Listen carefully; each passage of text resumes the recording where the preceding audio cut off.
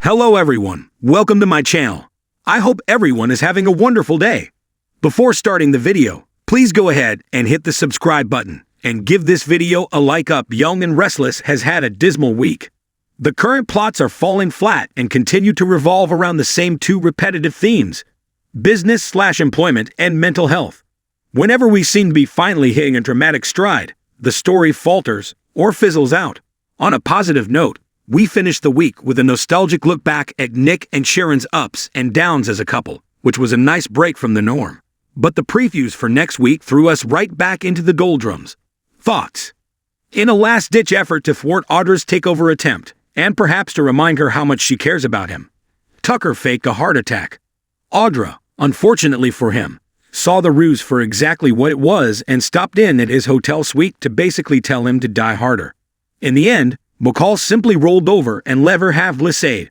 The whole thing could be a metaphor for Tucker's most recent stint in Genoa City, which we've learned has come to an end. For a troublemaker and manipulator with such a legendary reputation, the guy proved to be all bark and no bite this time around, thanks to lackluster writing with no follow-through or payoffs. The misuse of a talent like Trevor Street John, who would have chemistry with a doorpost, could be considered a silk crime. We've been all about Ashley and her alters for months, but now that she's finally getting to the nitty-gritty of what caused her mental health issues, she's been moved off-screen entirely while other characters wring their hands over her trials and tribulations. I'd like to think that we'll see her in the clinic having some sort of dramatic revelation. I'm at a loss as to the point at all. Otherwise, because it certainly wasn't a romantic reunion with Tucker. That's yet another payoff that we couldn't take to the bank. The notion of Lily double-crossing Billy is vaguely intriguing if for no other reason than he's been acting like a blowhard who needs to be taken down a peg. But after years of humdrum business moves, there's really not much impact to be had. All it's going to amount to is yet another job change for someone. Who cares anymore? Especially on the heels of yet another letdown when Lily and Daniel made peace instead of giving us a dramatic court battle. Not that we really cared about Princess Louisa either, but we're grasping at straws these days for anything, with some genuine conflict rooted in character history.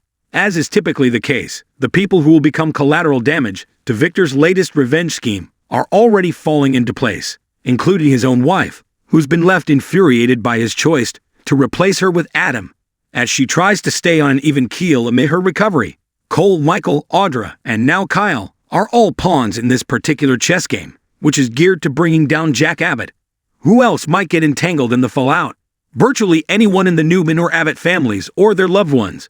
While the rivalry is a tad tired, Vic's vengeance is arguably the most entertaining prospect on offer right now. Where's it all headed? Well, in the immediate future, fans are bracing for yet another job change as Kyle ups stakes at Jebalt and moves to Lisade, unknowingly positioning himself to assist in the takedown of his own father. I want to like Claire after all she went through. But this one-dimensional, wide-eyed, totally unrealistic pod person route that gone with her is borderline unwatchable. Are we really supposed to believe that a slick 30-something executive like Kyle Abbott would be attracted to this childlike nanny who's dressed like a pioneer? After having dallied with a vixen like Audra and being married to a fire starter like Summer? It might have been believable if the writers had allowed Claire to retain some edge after her harrowing experiences and sent her back into the corporate world. Writing her as a business bad asterisk in the likeness of her mother might have made a pairing with Kyle more plausible. As it stands, a non-starter and chemistry-free. As for Katie taking issue with her new, older sister, meh.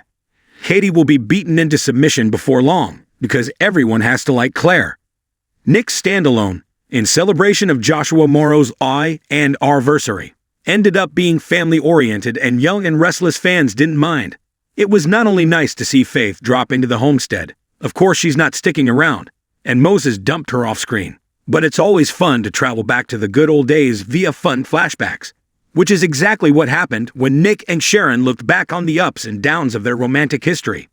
The opinions expressed are my own. Please feel free to leave your thoughts on this week's Young and Restless in the comments.